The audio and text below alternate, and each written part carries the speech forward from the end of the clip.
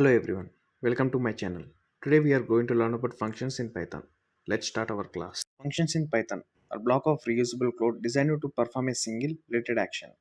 They help in breaking down complex problems into simpler pieces, promoting code reuse, and enhancing readability.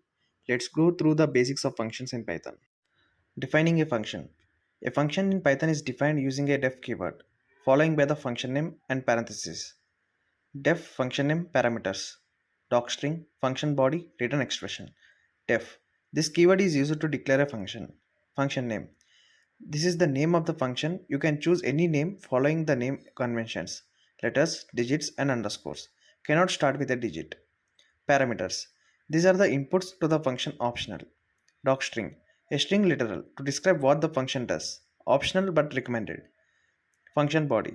This is the code block that runs when the function is called. Return. This statement exits the function and optionally passes an expression back to the caller.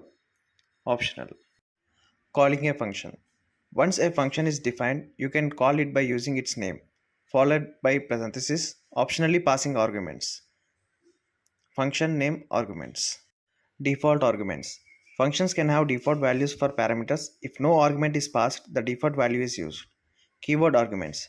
Functions can be called using keyword arguments where the parameter names are explicitly mentioned.